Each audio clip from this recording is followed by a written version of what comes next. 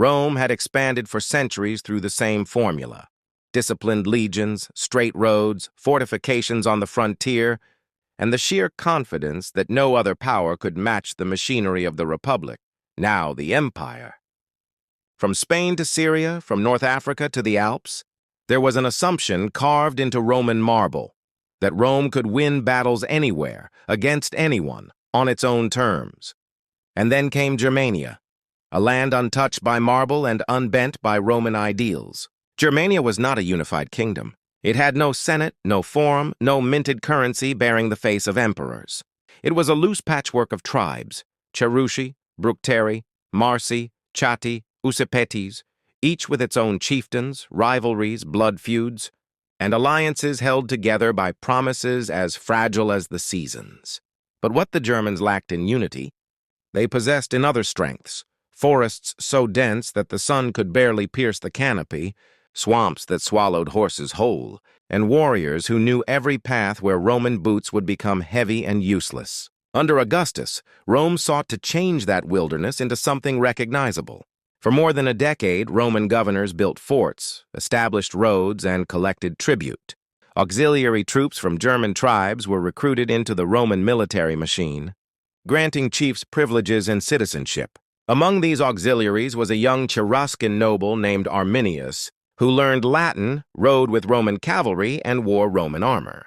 Rome believed Arminius to be a loyal son of the empire, but Germania had raised him before Rome adopted him. He knew both worlds. He would one day use that advantage to destroy 3 legions in a single design. To govern the new frontier, Augustus appointed Publius Quinctilius Varus. He was not a Hannibal hunter or a frontier commander.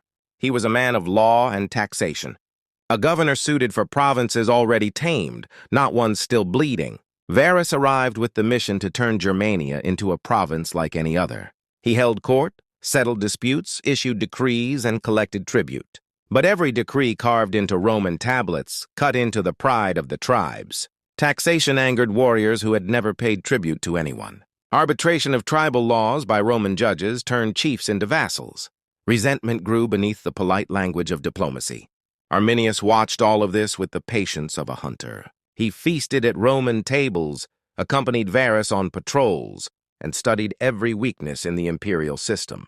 He knew the legions were disciplined, but slow in woodland. He knew the German auxiliaries could be turned. He knew Roman supply lines stretched thin during long marches. And most importantly, he knew Varus trusted him completely. Rome saw him as proof that Germania could be civilized.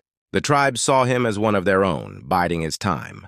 The spark came in the autumn of the year 9 of the Common Era. Arminius reported to Varus that a tribal uprising had ignited in the far reaches of the Cheruscan lands. Varus did not doubt him. Why would he? Arminius was a Roman citizen, a cavalry commander, and one of the few Germans who could navigate both worlds. Segestes, an older chieftain loyal to Rome, tried to warn Varus that Arminius was leading him to ruin. He begged the governor to arrest him. Varus dismissed the warnings as petty tribal jealousy. That was the last moment in which Rome could have avoided the abyss. Varus ordered 3 legions, 17th, 18th, and 19th, along with auxiliary cohorts, cavalry, baggage trains, craftsmen, civilians, and camp followers to march east into unfamiliar forests to pacify the uprising. It was late in the campaigning season. Autumn rain fell in sheets across the forests. The roads, never more than narrow dirt paths, dissolved into mud. Wagons creaked and sank. Horses struggled. Armor grew heavy with water. And still Varus pressed forward, confident that no barbarian coalition could stand against Roman discipline. The Germans melted away from the marching column like wolves leaving a trail. Arminius requested permission to ride ahead and gather allied tribes to assist the Romans. Varus agreed and sent him off with honors. The Germans who remained in the ranks soon deserted to join Arminius in the woods. Roman officers noticed the disappearances, but Varus waved away their concerns. It was only when the legions entered the thickest part of the Teutoburg Forest that the first signs of the trap became visible: narrow defiles, fallen trees blocking paths, and earthworks that should not have existed in untouched woodland. At that moment, Varus was no longer marching to suppress an uprising. He was marching into a design. He did not know it yet. But he had already crossed his own Rubicon. Not a river, but a frontier of ignorance. Behind him stood the Rhine in safety. Ahead lay a forest that whispered with the voices of tribes who had waited generations for a chance to strike bow. The forest swallowed the column whole. The further the Romans advanced, the less the landscape resembled anything found in a Roman province. Trees thick as pillars crowded the narrow path, roots twisted beneath the mud, and the canopy drowned out the light until it seemed as though the march were happening at dusk rather than midday. Rain fell in sheets, turning the ground into a slick mire that clung to sandals and hooves. The legions were trained for cold discipline on open ground, for the crush of formations and the clarity of a pitched battle. Here they were reduced to a long, vulnerable line struggling through terrain that resisted every step. The baggage train groaned behind them, carrying tools for building camps, bundles of tax revenue collected from the tribes, and families who had followed the legions into the frontier. Wagons bogged down in the mud and had to be abandoned. Horses slipped and panicked in the confined spaces. Officers shouted orders that vanished into the storm. Cohesion, the heart of Roman combat, began to dissolve into pockets of men pushing forward simply to keep pace with the soldier in front of them. It was in this moment of disarray that Arminius vanished from the column. He rode off under the pretext of gathering allied tribes to assist Varus, and Varus let him go without hesitation. Some officers grumbled, recalling Segestes' warning about Arminius's intentions, but Varus had no patience for tribal politics. He believed that the presence of a Roman citizen on horseback was enough to guarantee loyalty. It never occurred to him that Arminius understood Rome better than Rome understood him. The first attack came without trumpet or command. It came as a sudden hiss of missiles from the trees. Roman shields snapped upward, but the forest denied them the luxury of formation. Men lifted their scuta at awkward angles, bumping into trunks and branches. The arrows were not the carefully fletched shafts of Parthian cavalry. They were rough, short, and fired at close range by men who knew every inch of the woodland. Legionaries who had marched unchallenged through Gaul and Spain now found themselves staring into darkness broken only by the glint of spearheads and the fleeting shapes of tribal warriors closing in and melting away. Varus attempted to halt the column and form defensive positions, but nothing cooperated. Not the land, not the weather, and not the column itself.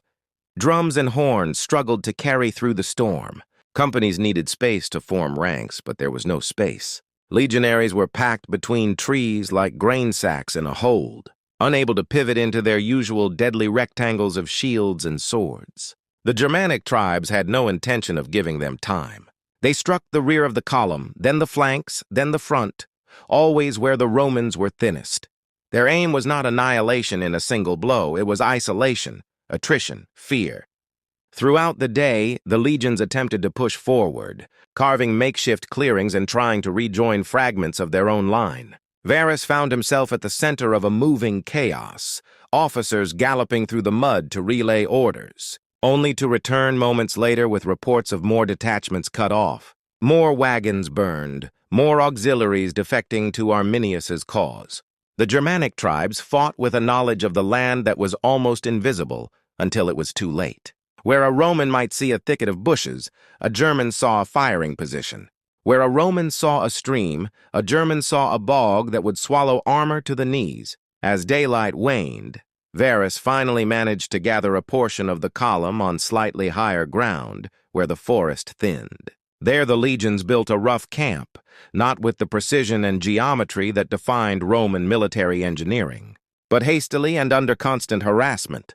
The Germans withdrew only far enough to remain unseen, their shouting echoing through the trees while horns sounded in the distance. No Roman soldier slept without fear that a spear would erupt from the shadows. When dawn arrived, it did not bring clarity. The storm had worsened, and the forest transformed from battleground to trap. Varus ordered a breakout toward open country, believing that if the legions could just reach clear terrain, they would recover their strength. The tribes anticipated this. They had prepared earthworks ahead of time, trenches, barriers of felled trees, and palisades hidden by foliage.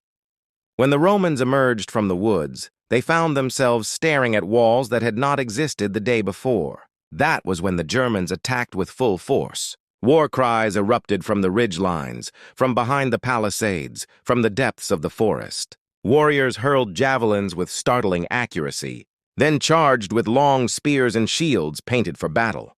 The Romans attempted to form lines, but the ground was uneven and slick. Men slipped, shields tangled. Swords meant for tight formation found no room to maneuver. Each time the Romans tried to regroup, another part of the line buckled under weight and panic. Varus still believed that if order could be restored, Rome might salvage the situation. He rode among his men, shouting commands through rain and fear, promising reinforcements that did not exist. Officers tried to rally cohorts, but every rally meant exposing themselves as targets. One by one, centurions fell while trying to reestablish discipline, and each death severed another thread in the fabric of Roman command. When a centurion fell, a century fell with him, and when enough centuries fell, a legion ceased to function as a legion at all. By the end of the second day, there was no march, no formation, no chain of command, only groups of exhausted men stumbling through a hostile wilderness they had never respected. Standards that once guided armies now lay trampled in mud or captured by warriors who treated them not as trophies of war, but as symbols of imperial arrogance finally humbled. The Germans did not fight like the tribes Rome had defeated in Gaul, charging in a frenzy for quick glory. They advanced like hunters who knew the wounded prey could be left to bleed. That exhaustion would finish what the spear could not. When night fell, the Germans disappeared into the forest again. The legions huddled in makeshift clusters around dying fires, soaked to the bone, clutching shields that no longer felt like protection. Horses cried in the darkness. Wounded men whispered prayers in Latin and Greek. And the rain continued to fall without pause, eroding what remained of Roman morale. There was no food for many, no dry clothing, and no hope that the forest would grant mercy at dawn. The third day opened with no relief. The storm had softened the ground into pits of mud that swallowed boots and trapped wagons. Men abandoned equipment to move faster. Archers could not keep their bowstrings dry. Javelins slipped from cold fingers. Romans who had crossed Europe with steady purpose now crawled through a landscape designed to break them. Meanwhile, Arminius and his coalition moved swiftly along hidden trails, setting more ambush points ahead of the retreat. They had waited years for this moment, and the forest was their ally. Varus saw his command shrinking. Auxiliary cavalry deserted. Some Germanic units defected outright to Arminius, turning on legionaries they had marched beside earlier. The betrayal horrified the Romans, who had believed that treaties and citizenship could buy loyalty, but citizenship meant little when weighed against blood ties and ancestral land. Surrounded by chaos, Varus faced a choice every doomed commander eventually confronts: surrender, retreat, or die on his own terms. With no path back to the Rhine, no clear leadership among his disintegrating ranks, and no chance of negotiation, Varus chose death. According to Roman sources, he fell on his own sword rather than be taken alive. Several officers followed his example, believing that capture meant humiliation, slavery, or ritual sacrifice. In the eyes of the survivors, the death of the commander marked the true end of the campaign. The remnants of the 3 legions attempted to break away under subordinate officers. Some tried to hack through thick forest in small bands. Others ran blindly toward what they hoped was open country. Very few made it. The Germans pursued relentlessly, cutting them down in small clusters, taking prisoners only when useful for ransom or display. Standards of the 17th, 18th, and 19th Legions vanished, their disappearance so traumatic that Augustus later forbade anyone in his presence from speaking the numbers aloud.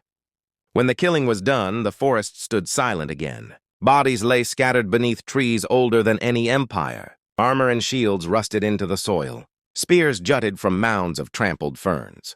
And among the trophies taken was a message. Rome's frontier was not guaranteed by arrogance and ambition, but by understanding terrain, respecting the enemy, and recognizing that not all lands could be made provinces by decree. News reached Rome months later. According to Suetonius, Augustus tore his clothing and shouted, "Quintili Varus, legiones rede!" "Varus, give me back my legions!" It was not just grief, it was realization. Rome had hit a wall not of stone, but of geography and culture. After Teutoburg, Rome would fortify the Rhine and Danube, focusing not on conquering Germania, but on containing it. The frontier that emerged would define Europe for centuries. The forest kept its secrets. Rome never fully reclaimed them. And in the shadow of Teutoburg, a new balance emerged, a continent divided not by empire alone, but by the limits of what even the mightiest army in the ancient world could endure.